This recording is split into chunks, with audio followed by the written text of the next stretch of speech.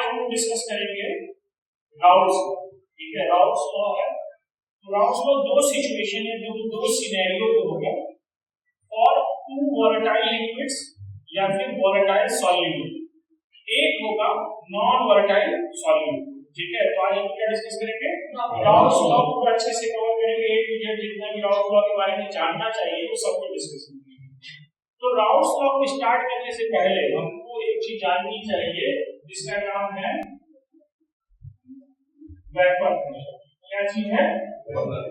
Vapour pressure. ठीक है, तो हम राउल्स लॉ वेपर प्रेशर के बाद थोड़ा सा समझेंगे कि क्या राउल्स लॉ है और क्या क्या चीजें फाइंड करने में राउल्स लॉ हमें हेल्प करता है। ठीक है, तो सबसे पहले समझते हैं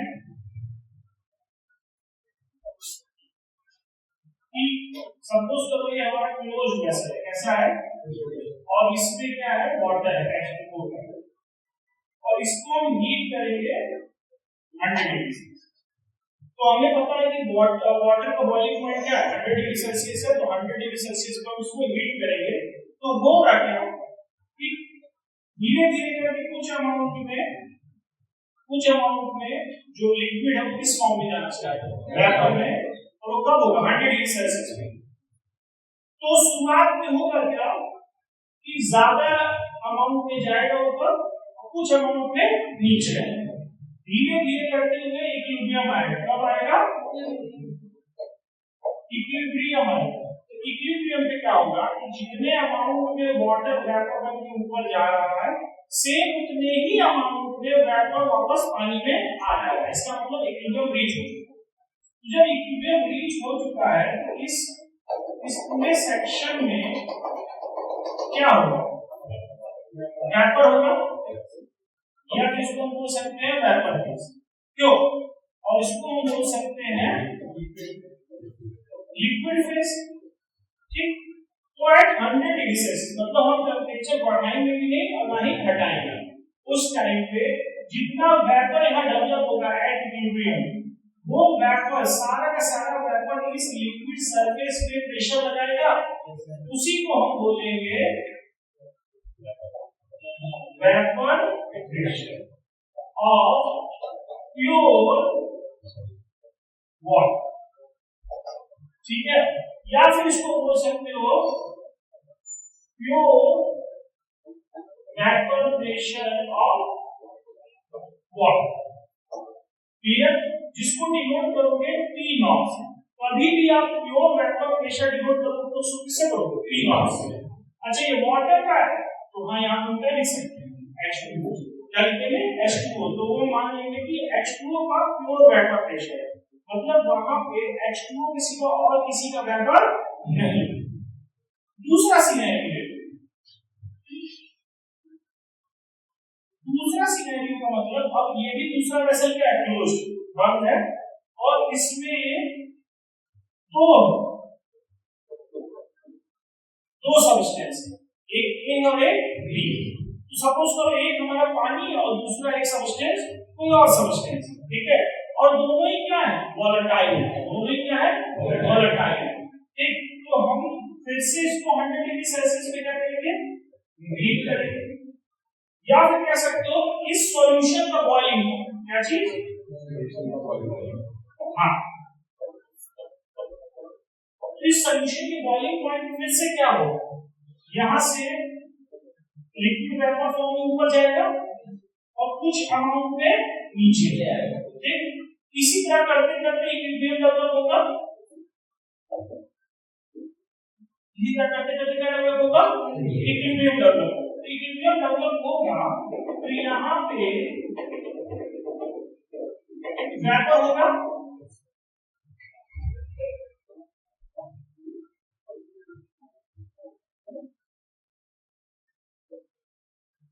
तो ये वेपर फेज है, लिक्विड फेज।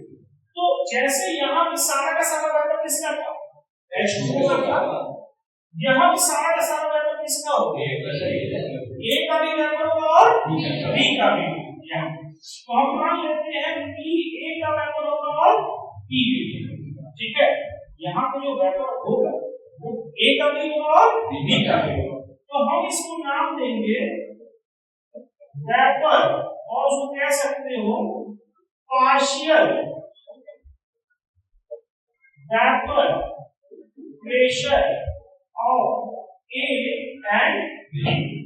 ठीक है, पार्शियल नाम इसलिए दिया गया है क्योंकि वहां पे जो सारा का सारा वेपर वो सिर्फ एक सबस्टेंस का नहीं है, दोनों सबस्टेंस का मिला के, तो ए की वजह से भी प्रेशर है वहां पे और बी की वजह से भी प्रेशर है। ठीक है, तो प्रेशर दोनों ए और बी की वजह से, इसलिए नाम क्या दिया गया पार्शियल प्रेशर ऑफ ए और पार्शियल प्रेशर ऑफ बी।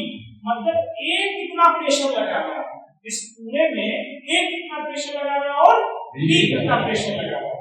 ठीक है, तो इस पूरे जैसे इस पूरे एरिया में प्रेशर कितना लगा था पी नॉट एच टू लगा था, उसी तरह इस पूरे एरिया में जो प्रेशर लगेगा वो क्या होगा पी नॉट नहीं होगा पी टी। पी नॉट तो लगाएंगे जब प्योर तो है नहीं, तो उसको क्या बोलेंगे टोटल प्रेशर, क्या बोलेंगे। और आप कॉमन सेंस के थ्रू भी ये बोल सकते हो कि ये जो प्रेशर डेवलप हो रहा है यहाँ पे वो ए और बी दोनों की वजह से हो रहा है। इसका मतलब इसका प्रेशर प्लस इसका प्रेशर अगर हम जोड़ दें तो हमको टोटल प्रेशर मिल जाएगा, और वो प्रेशर इस सरफेस पे लग रहा होगा, वो प्रेशर इस सरफेस पे लग रहा होगा। तो क्या हो गया पी ए प्लस बी। ये जो इक्वेशन है वो किसने दिया है डॉल्टन्स ने दिया है। किसने दिया है डॉल्टन्स। अब मेन राउल्स लॉ का काम कहां, ठीक, तो सपोज करो इस सेक्शन में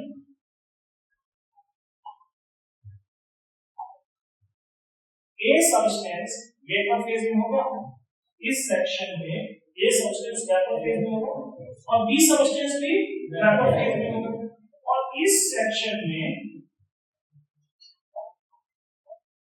a substance a liquid phase में होगा और सब्सटेंस भी लिक्विड फेज में। मतलब इस पूरे लिक्विड में ए भी होगा और बी भी होगा, इस पूरे वेपर में ए भी होगा और बी भी होगा। अब उसको आइडेंटिफाई करने के लिए हम किस सेक्शन का ए बता रहे हैं वेपर सेक्शन या लिक्विड सेक्शन, उसको हमने डिफरेंट सिंबल दे दिए। बात समझ में आती है। अब आता है हमारा क्या राउल्स लॉ। इतना समझने के बाद हम क्या समझेंगे राउल्स।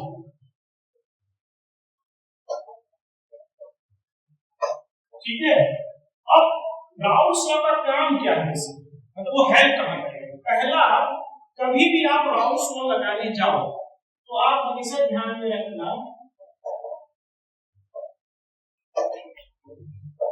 डाइल्यूट सॉल्यूशन होना चाहिए। कैसा सॉल्यूशन होना चाहिए डाइल्यूट सॉल्यूशन होना चाहिए। और दूसरी चीज ये होनी चाहिए कि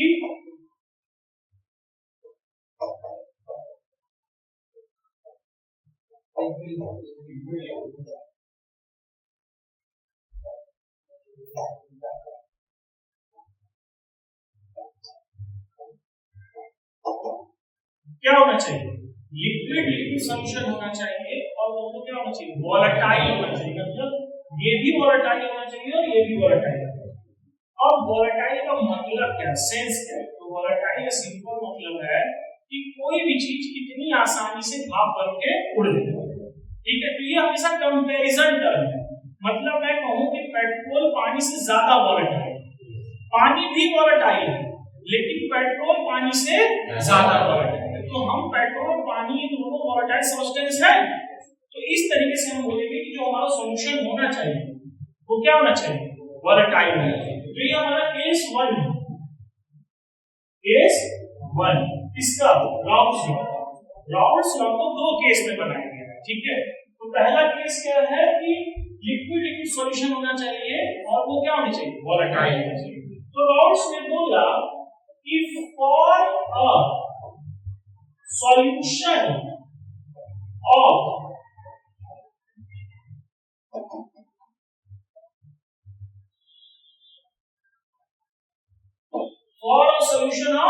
volatile components या फिर बोल सकते हो volatile solutes, ये भी बोल सकते हो। ठीक है, the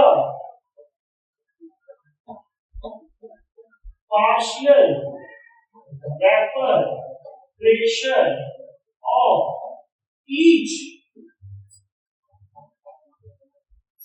components of solution is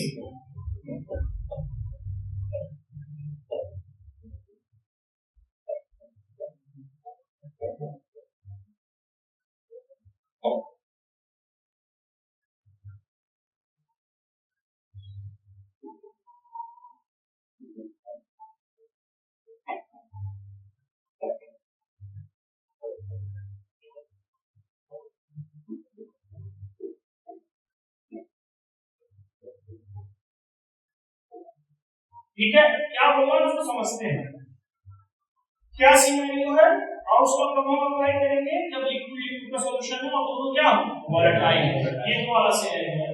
तो for a solution of volatile component, volatile component क्या कह सकते हैं, volatile solution, the partial vapor pressure of each component of solution, each component of solution मतलब आपका solution बना जब होगा तो उसमें एक ही component नहीं होगा, solution तो दो से ज्यादा component चाहिए, तो each component is directly proportional to mole fraction of that component in liquid phase। मतलब अगर सपोज करो हम PA की बात करें तो partial pressure of A that is directly proportional to XA, क्या है, आराम से partial vapour pressure of each component, तो हमारे एक कंपोनेंट होगा PA, उसी तरह PB भी हो सकता है, is directly proportional to XB, तो each component of solution is directly proportional to mole fraction of that component in liquid. मैं आपको पहले बता चुका हूं कि XA is mole fraction of A in liquid phase, YA is mole fraction of A in vapor phase। ये चीज बहुत क्लियर होना जरूरी है जिससे आप न्यूमेरिकल के समय में इमेजिन करना आसान है। ये चीज क्लियर हो गया, ये आपका स्टेटमेंट है राउल्स लॉ का और ये चीज आपका है, और इसी को थोड़ा सा और अच्छे से ओपन करोगे तो राउल्स लॉ लिखोगे PA is equal to XA and PA not. PA क्या है, partial vapour pressure of A है, ठीक है, partial vapour pressure of A है, XA क्या है, मोल फ्रैक्शन ऑफ A है, और PA क्या है, pure vapour pressure of A। सिर्फ अगर A को यहाँ पे हीट कर रहे होते तो यहाँ पे इक्विलिब्रियम के बाद A का वेपर प्रेशर डेवलप हुआ होता, उस प्रेशर को क्या कहोगे, प्योर वेपर प्रेशर, क्यों, क्योंकि A किसी का वहां पे कोई नहीं है, बात सुनना है, उसको क्या कहोगे, pure vapour pressure of A।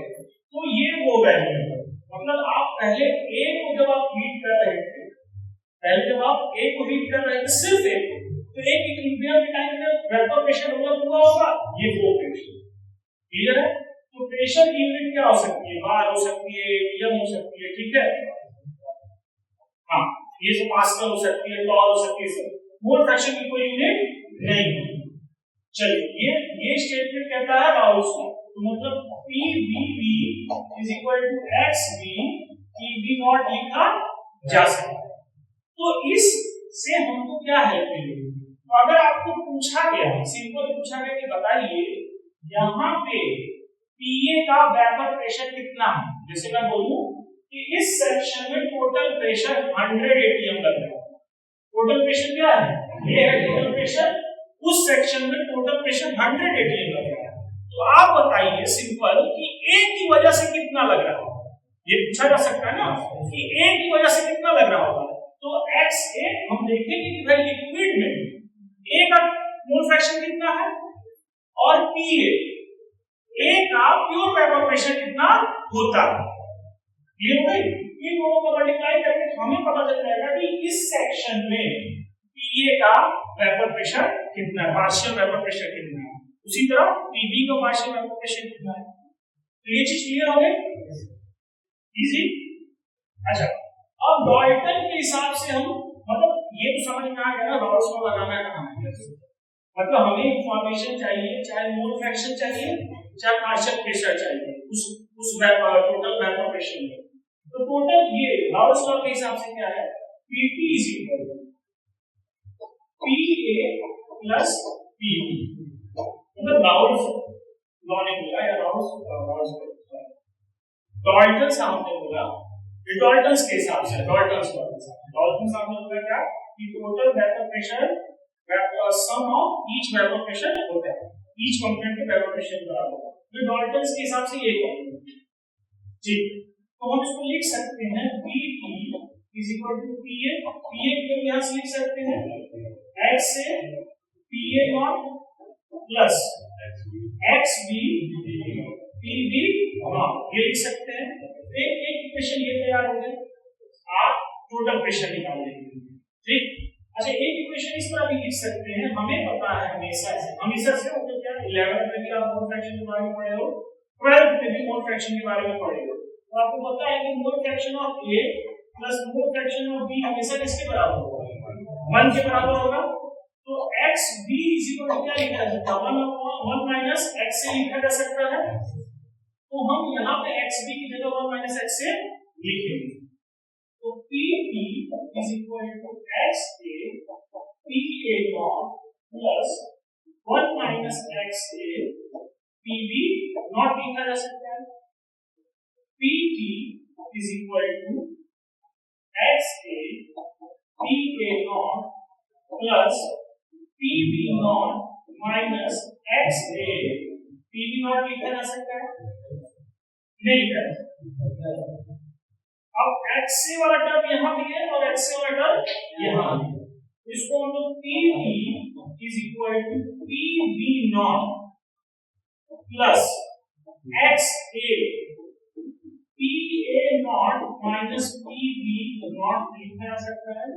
मतलब इस इक्वेशन को हम वहां अप्लाई करेंगे जहां हमें सिर्फ एक कंपोनेंट का मोल फ्रैक्शन दिया हुआ है, एक कंपोनेंट का मोल फ्रैक्शन दिया हुआ हम यहां रखेंगे और बाकी को पार्शियल फ्रैक्शन रख के हमको टोटल फ्रैक्शन मिल जाएगा। इसी तरह यहां पे एक और काम कर सकते थे, हम लोग xa is equal to 1 minus xb भी रख सकते थे, हम ये चीज भी कर सकते थे कि xa is equal to 1 minus xb, तो उसके हिसाब से इक्वेशन क्या आना चाहिए, pp is equal to pa not plus xb pb not minus pa not, ये आएगा। सिंपल है, आपको रख के सॉल्व करना है, रख के नहीं तो यही है, इतना समझ में आ गया, क्लियर। राउस लॉ उस केस के लिए है जब लिक्विड वोलेटाइल सॉल्यूशन बनाए और उस वक्त हम ये चीज अप्लाई करें। तो मेन मुद्दा क्या है कि भाई इस सेक्शन में A का कितना प्रेशर होगा वो जानना पड़ा तो हम अप्लाई करेंगे, इस सेक्शन में मोल फ्रैक्शन कितना है वो जानना पड़ा तो हम अप्लाई करेंगे, ठीक है। अब बात यहाँ पे राउस लॉ थोड़ा हटके है, ये भी आ सकती है कि सर हमको इस सेक्शन में YA और YB जानना है तो क्या करेंगे, YA और YB जानना है तो क्या करेंगे। वेपर फेज में हमको मोल फ्रैक्शन A का चाहिए और B, मतलब वेपर गैस फॉर्म में A कितना है और B कितना है, उसके लिए हमारे पास डॉल्टन्स आते हैं। कौन आते हैं, जैसे हम x से निकालना जानते हैं, xp निकालना भी जानेंगे, ठीक है। हमको YA और YB निकालना है तो हम क्या करेंगे, तो हम कौन सा लॉ लगाएंगे, डॉल्टन्स लॉ लगाएंगे। डॉल्टन्स ने बोला कि भैया PA is equal to YA PP, ये सेम पार्शियल प्रेशर है जो यहां पढ़ रहा था, ये YA यानी mole fraction of A in vapour phase, mole fraction of A in vapour phase, और ये क्या है, total pressure of vapour phase. Same चीज है, इससे मिलता जुलता है। देखो x से y, यहाँ पे टोटल प्रेशर लग रहा है क्योंकि एक वहां पे प्योर है और यहाँ पे एक प्योर नहीं है, इसलिए टोटल प्रेशर लग रहा है यहाँ पे। तो ये कौन बोलता है, डॉल्टन्स बोलते हैं। ये लॉ किसने दिया था, डॉल्टन्स ने। मतलब भाई मुझे इस सेक्शन में मोल फ्रैक्शन निकालना था तो हम राउस लॉ लगा लेंगे, इस सेक्शन में मोल फ्रैक्शन निकालना तो क्या लगाएंगे, डॉल्टन्स लॉ लगाएंगे। तो PA के लिए वो है तो PB के लिए क्या होगा, YB PT होगा, सिंपल। ये दोनों ही वापस नहीं दिए थे,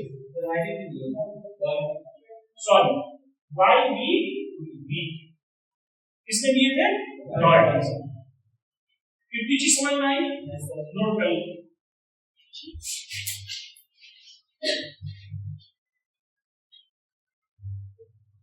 तो हमारे पास कौन कौन से इक्वेशन आ चुके थे डिनाइडो के, हमारे पास इक्वेशन आया था PT is equal to PA not plus P not B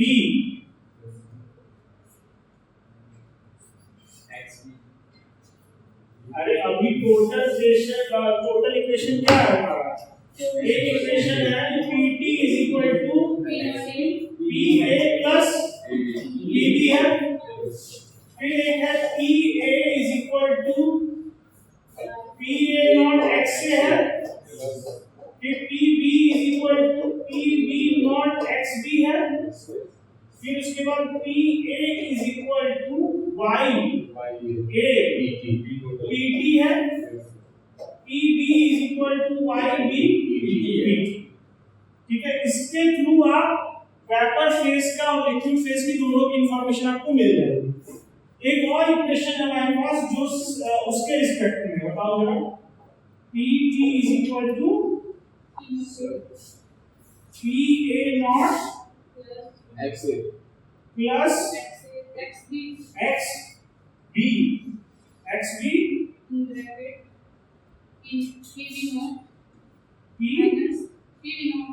PB not minus PA not. एक ये है, दूसरा है इसी तरह PT is equal to PB not plus XA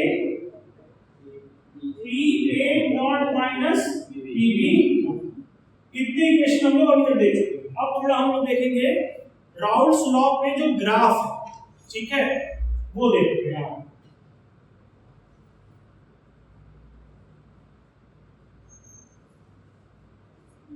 तो राउल्स लॉ का जो ग्राफ है, सब कुछ तो यहाँ पे XA इज इक्वल टू 1 है और XB इज इक्वल टू 0 है।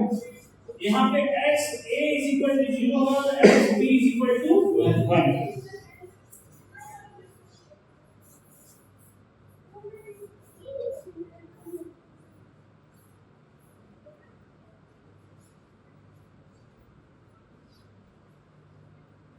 यहाँ पे है PA not and PB not, और इस पे पूरा PT is equal to PA plus PB है।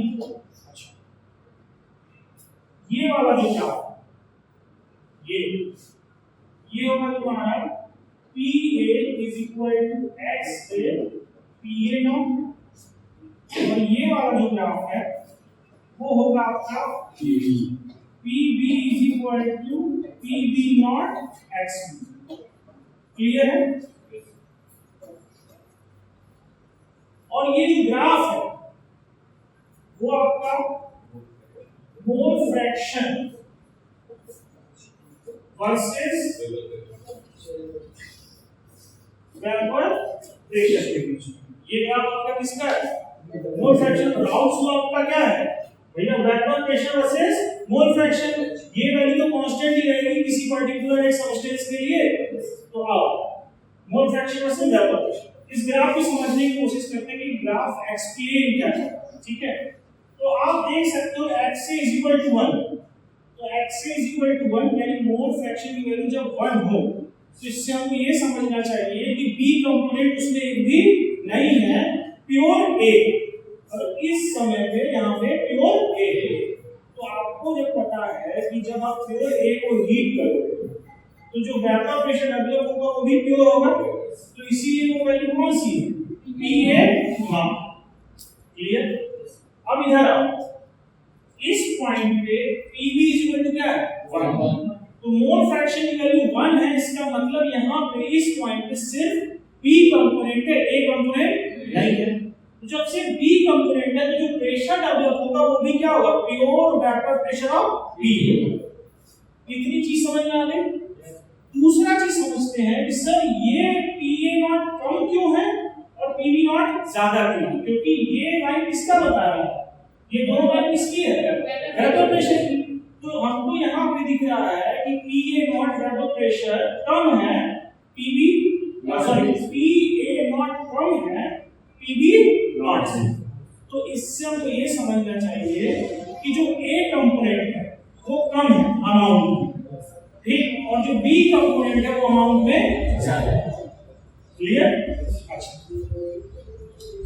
सेम ये चीज ज्यादा वोलेटाइल है और ये चीज कम है, तभी तो ज्यादा वेपर प्रेशर क्रिएट कर रहा है और कम वेपर प्रेशर क्रिएट कर रहा है। इतनी चीज क्लियर हो गई। अब ये जो लाइन है, इस पूरे लाइन पे आप देख रहे हो कि जैसे जैसे यहाँ पे आगे बढ़ते जा रहे हैं तो इस पॉइंट पे आप आपके पास ए कंपोनेंट भी है और बी कंपोनेंट। और लाइन पे आगे भी जाओगे तो इसमें क्या है, ए कंपोनेंट भी है और बी, बट यहाँ पे ए का कंपोनेंट कम है और बी का कंपोनेंट, इस सेक्शन में यहाँ ए का कंपोनेंट ज्यादा है और बी का कंपोनेंट कम है, क्योंकि 0 से धीरे धीरे बढ़ रहा है और ये 1 से घट रहा है। ये बात समझ में आ रही है ना? ये चीज। दूसरा चीज आप ये भी समझो कि जब आप इस ग्राफ में नीचे आओगे, धीरे यहां से यहां, ठीक, तो आप ये नोटिस करो कि यहां से यहां गए तो ए का कंपोनेंट फुल्ली ए से कुछ भी नहीं है तक पहुंचा, 0, x ए 1 से लेके x ए 0 तक पहुंचा। इसका क्या सेंस है कि यहाँ पे ए था और धीरे धीरे घटते घटते एक समय आया ए कुछ भी नहीं है। तो उसी तरह आप ये भी तो देखो, जब ए का कंपोनेंट कम होगा तो उसका प्योर वेपर प्रेशर यहाँ पे मैक्सिमम है, इससे ज्यादा वेपर प्रेशर हो नहीं सकता।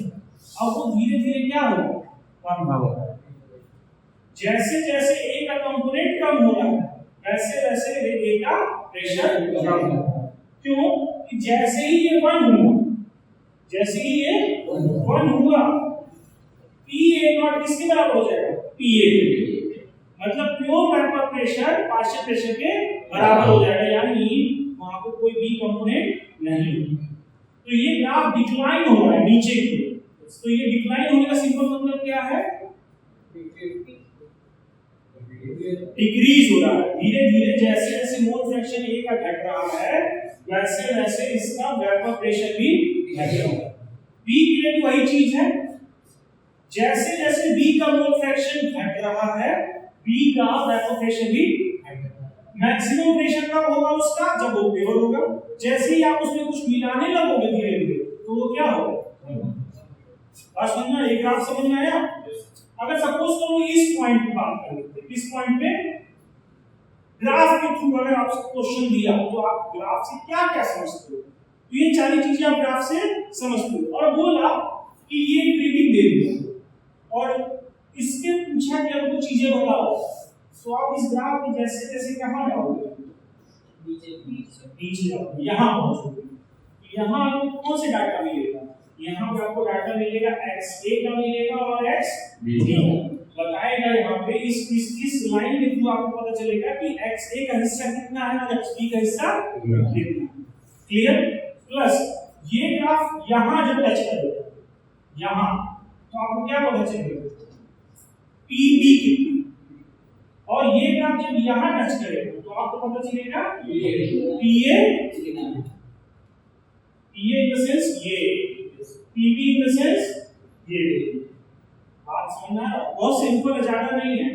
भाई ये टोटल प्रेशर है, तो ये टोटल प्रेशर किसकी वजह से है, ए और बी दोनों की वजह से।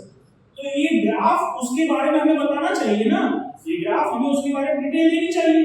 तो अगर हम इस टाइम पे टोटल प्रेशर कुछ होगा तो हमें कैसे इस ग्राफ के थ्रू पता चलेगा कि भैया पार्शियल प्रेशर ए कितना है, पार्शियल प्रेशर बी कितना है, उस टाइम पे x a कितना है और x b कितना। तो टोटल प्रेशर इज जस्ट नीचे हम लाइन ड्रॉ करेंगे, क्या करेंगे, लाइन ड्रॉ करेंगे। तो ये कट करेगा इस पे pb वाले लाइन पे, तो हमको इस रीडिंग का इधर बताएगा क्या है, pb कितना है, pb नॉट पहले फिक्स है, pb कितना है। और यही सेम लाइन इस लाइन को भी कट करेगा तो वो हमें बताएगा pa कितना है। और ये लाइन जब यहाँ इस पे कट करेगा मोल फ्रैक्शन वाले पे, तो हमको बताएगा कि भैया इस जगह पे XA का मोल फ्रैक्शन इतना और XB का मोल फ्रैक्शन इतना। यहाँ भी डाटा लिखा नहीं है, लेकिन जब आपको ग्राफ के बेस पे क्वेश्चन देगा तो ऑब्वियस सी बात है वो डाटा देगा। ये ग्राफ समझ में आया? ऐसा कोई चीज जो इस ग्राफ में समझ में नहीं आ रहा है, ठीक है? तो ये ग्राफ ये तो राउल्स लॉ में हम लोग क्या देख लिए, हम लोग राउल्स लॉ का सिंपल देख लिए, लिक्विड वोलेटाइल सॉल्यूशन में राउल्स लॉ कैसे अप्लाई करना है, और डिफरेंट वेपर फेज में मोल फ्रैक्शन निकालना है तो कौन सा डॉल्टन्स लॉ लगाएंगे, लिक्विड फेज में मोल फ्रैक्शन लगाना है तो हम राउल्स लॉ लगाएंगे, ठीक है? मतलब जब लिक्विड फेज में मोल फ्रैक्शन ए का निकालना है तो क्या लगाएंगे, राउल्स लॉ, और जब वेपर फेज में मोल फ्रैक्शन निकालना है तो कौन सा लगाएंगे, डॉल्टन्स लॉ। टोटल प्रेशर का मतलब समझ में आ गया, टोटल प्रेशर मतलब कई कंपोनेंट की वजह से लिक्विड के ऊपर जो प्रेशर लग रहा है वो प्योर वेपर प्रेशर का मतलब समझे? प्योर वेपर प्रेशर का मतलब क्या है? जो लिक्विड सरफेस के ऊपर प्योर एक ही वजह से प्रेशर लगा है वो प्योर वेपर प्रेशर। अब केस 2 देख लेते हैं। क्या चीज? केस 2 मतलब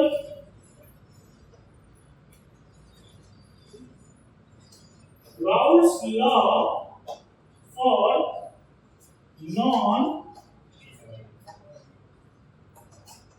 non-volatile solid। मतलब आपने लिक्विड में क्या मिलाया? नॉन वोलेटाइल सॉल्यूट मिलाया। नॉन वोलेटाइल सॉल्यूट का मतलब वो वेपर फॉर्म नहीं। ठीक है, तो देखते हैं क्या होगा।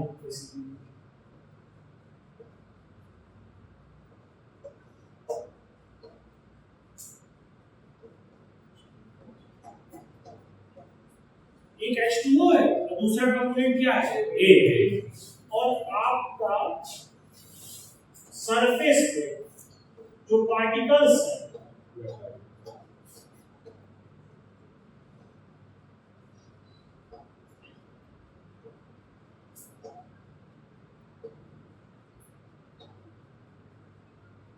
ठीक है,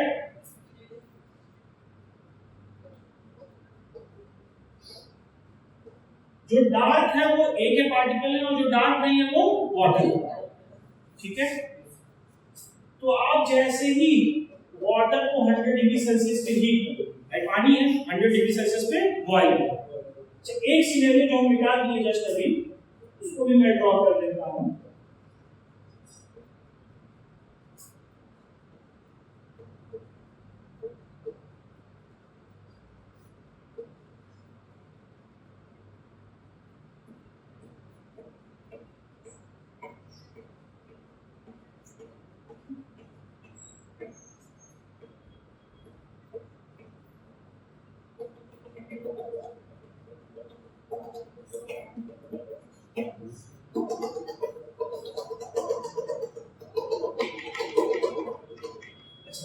जब प्योर एयर था, क्या था? Pure air. जब आप उसको 100 डिग्री सेल्सियस पे हीट करोगे तो जो पार्टिकल्स वेपर फॉर्म में जाएंगे वो कहां के होंगे? सरफेस के पार्टिकल होंगे। तो यहाँ पे सरफेस पे मैं देखूं तो सिर्फ और सिर्फ वाटर के पार्टिकल्स, और कोई पार्टिकल नहीं है। तो 100 डिग्री सेल्सियस पे यहाँ पे बहुत सारा वेपर फॉर्म में वाटर के पार्टिकल्स होंगे। सेम सिनेरियो में मैं यहाँ देखूं, आपका ए क्या है? ए आपका नॉन वोलेटाइल, मतलब ये भाप बन के उड़ेगा नहीं। तो जब आप इसको 100 डिग्री सेल्सियस पे हीट करोगे तो वो भाप बन के कौन से जाएंगे? सिर्फ पानी के पार्टिकल जाएंगे, ए के पार्टिकल नहीं जाएंगे। तो आप देख रहे हो यहाँ पे कि पानी के पार्टिकल के साथ साथ ए के पार्टिकल भी यहाँ पे हैं, पानी के पार्टिकल के साथ साथ ए के पार्टिकल भी यहाँ पे हैं। तो मतलब 100 डिग्री सेल्सियस के ऊपर कौन जाएगा? सिर्फ और सिर्फ वाटर के पार्टिकल जाएंगे। ठीक, तो सिर्फ और सिर्फ जब पानी के पार्टिकल जाएंगे तो पानी के पार्टिकल तो कम हो गए ना सरफेस पे, क्योंकि आधे पार्टिकल्स कौन से आ गए हैं? एक ही आ गए हैं। तो 100 डिग्री सेल्सियस पे जितना वेपर प्रेशर यहाँ डेवलप हो रहा है, इसको मान लो PS और इसको मान लो P0। ये प्रेशर सॉल्यूशन का है यहाँ पे, और यहाँ पे प्रेशर प्योर वेपर प्रेशर। तो ऑब्वियस सी बात है, हम यहाँ देख के बता सकते हैं कि ये जो प्रेशर डेवलप होगा यहाँ पे वो कम होगा P0 के कंपैरिजन में। बात नहीं समझे? सिंपल मैं बता रहा हूँ कि जब आप इसको हीट करोगे 100 डिग्री सेल्सियस पे तो सिर्फ पानी के पार्टिकल ऊपर जाएंगे, सिर्फ पानी के पार्टिकल जाएंगे, ए के पार्टिकल नहीं जाएंगे। तो एक पार्टिकल यही सरफेस पे रहेंगे ना, तो यानी कम पार्टिकल ऊपर जा पाए हैं, पूरे जा नहीं पाए।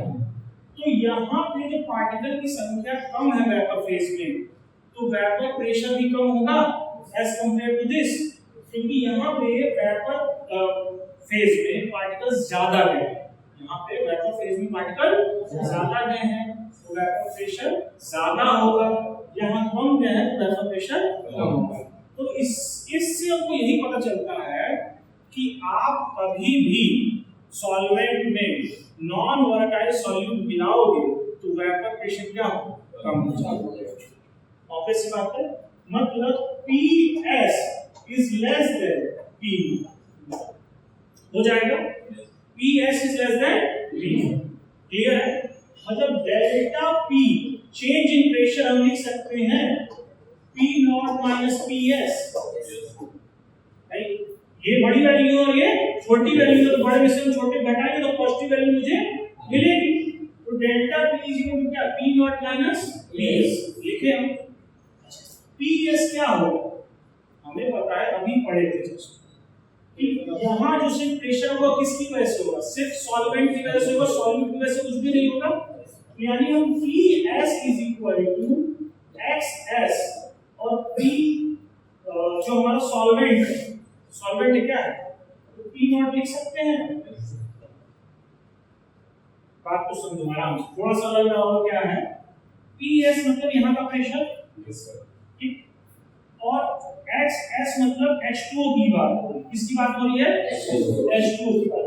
एक आराम से यहाँ जो टोटल प्रेशर डेवलप हो रहा है किसकी वजह से हो रहा है, सॉल्वेंट की वजह से हो रहा है, यानी किसकी वजह से हो रहा है, H2O की वजह से हो रहा है और किसी की वजह से नहीं। तो यहाँ पे मोल फ्रैक्शन किसका होगा, H2O, और यहाँ पे P नॉट क्या होगा, H2O का टोटल वेपर प्रेशर होगा, प्योर वेपर प्रेशर H2O का। अब वो चीज हम यहाँ रखें तो यही सॉल्यूशन का ही वेपर प्रेशर P नॉट है ना, क्यों, PH2O is equal to PS क्यों, PH2O is equal to PS क्यों होगा सर, क्योंकि वहां पे सॉल्वेंट का एक्टिविज्म क्यों हो रहा है, हाँ H2O है बिल्कुल, क्योंकि यहाँ पे जो वेपर प्रेशर है वो सॉल्यूशन का तो है, लेकिन सॉल्यूशन का जो वेपर प्रेशर किसकी वजह से हो रहा है, सिर्फ पानी की वजह से हो रहा है। तो इसलिए PH2O is equal to PS, और जो कि दोनों की दोनों वैल्यू कम है किससे, P नॉट से। इतनी बात समझ में आई? तो यहाँ पर लिख सकते हैं ना delta P is equal to P not minus P लिख सकते हैं, चाहे वो H2O लिखो चाहे S। ये प्रेशर कहाँ का है, यहाँ पे जो डेवलप है। अच्छा, इसकी वैल्यू किसके बराबर होगी, P नॉट माइनस P की वैल्यू क्या होगी, XA P नॉट के बराबर होगी। XA मतलब आपका क्या, X H2O, X क्या H2O, X H2O के बराबर होगी, और ये भी आपका H2O का ही है, P नॉट ये सब H2O का है।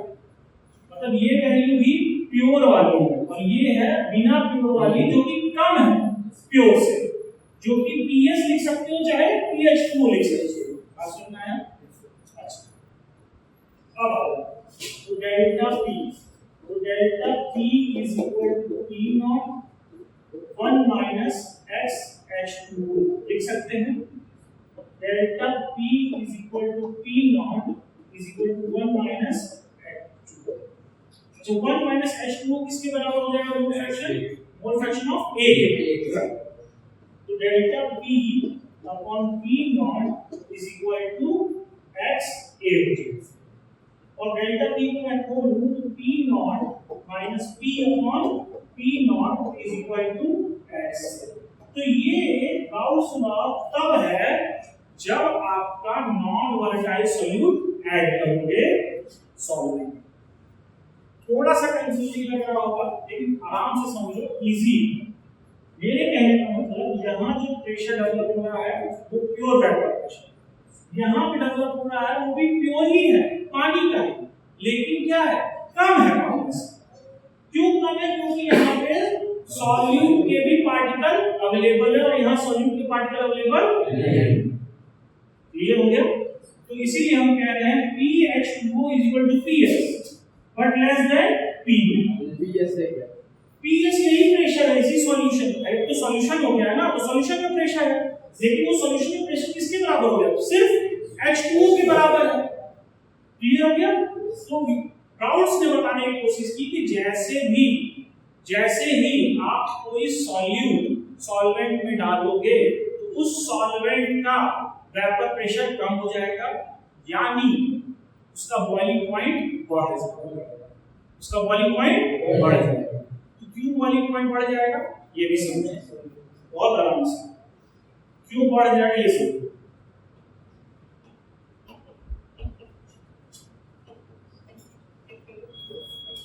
बॉइलिंग पॉइंट क्या होता है? कोई भी चीज बॉइल तब होती है जब उसका वेपर प्रेशर एटमॉस्फेरिक प्रेशर के बराबर होता है। बॉइलिंग पॉइंट क्या होता है? जब भी कोई सब्सटेंस का वेपर प्रेशर एटमॉस्फेरिक प्रेशर के बराबर होता है, यानी इसका P0 जब 1 atm होगा तो ये पानी क्या होगा? बॉइल। ठीक है, अब 100 डिग्री सेल्सियस ये भी है, 100 डिग्री सेल्सियस ये भी है। ये 100 डिग्री सेल्सियस पे P0 डेवलप कर रहा था जो कि 1 atm के बराबर है। आराम से समझना, 100 डिग्री सेल्सियस पे जब इसमें कुछ भी नहीं मिला है तो P0 डेवलप कर रहा था वेपर जो कि 1 atm के बराबर है। क्लियर हुआ? ये भी 100 डिग्री सेल्सियस पे PS डेवलप कर रहा है, PH2 डेवलप कर रहा है, लेकिन जो P0 के बराबर नहीं है, यानी 1 atm के बराबर नहीं है, तो ये चीज अभी बॉयल नहीं होगी। ये चीज अभी बॉयल नहीं होगी। तो इसको बॉयल करने के हमें 100 डिग्री सेल्सियस से ज्यादा हीट करना पड़ेगा जब तक PS किसके बराबर ना हो जाए? P0 के बराबर ना हो। और जैसे ही PS P0 के बराबर होगा उस टाइम पे बॉयल होगा, और वो कभी भी 100 डिग्री सेल्सियस नहीं होगा, 100 से ज्यादा होगा। बात समझ में आया? तो क्या सीखे हम इससे? इससे ये सीखे कि जब भी किसी सॉल्वेंट में नॉन वोलेटाइल सॉल्यूट मिलाते हैं तो उसका वेपर प्रेशर कम हो जाता है और बॉइलिंग पॉइंट बढ़ जाता है। तो हमें दिखा भी, हम देख के भी समझ पाए कि क्यों हुआ। जाहिर सी बात है, कुछ नहीं मिला था तो P0 डेवलप हो रहा था, जो किसके बराबर है? 1 atm के बराबर है। ठीक, 100 डिग्री सेल्सियस में यहाँ पे भी HPH2 डेवलप हुआ है, PH डेवलप हुआ है, लेकिन वो P0 के बराबर नहीं है क्योंकि सॉल्यूट के पार्टिकल वहां लगे हुए हैं। ये भी क्लियर हो गया?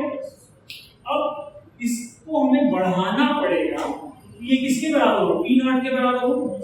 तो ऑब्वियस सी बात है बॉइलिंग पॉइंट क्या होगा? क्लियर हो गया? तो ये सब चीज क्वालिटेटिव प्रॉपर्टी में भी यूज होगा और ये भी आइडियल सॉल्यूशन ही बनाती है। जैसे आपका यूरिया और पानी का सॉल्यूशन भी आइडियल ही होगा, ठीक है, डाइल्यूट केस में बहुत ज्यादा यूरिया नहीं मिलाने। ग्लूकोज और पानी का भी सॉल्यूशन आपका ये राउंड फ्लो को फॉलो करेगा। ठीक है, तो ये सब किसके एग्जांपल है? नॉन वोलेटाइल सॉल्यूट के। ग्लूकोज मिला लो चाहे यूरिया मिला लो। बात समझ में आ गई? क्लियर? आई होप कि आपको राउंड फ्लो समझ में आया होगा। और इस ग्राफ के बेसिस पे भी क्वेश्चन पूछे जाते हैं। जब आप ग्राफ समझ गए हो कि कहां कौन कौन सी चीजें दी गई हैं, तो मेरे ख्याल से कि आप उसके रिलेटेड क्वेश्चन भी लगा सकते हैं। ठीक है, चलिए।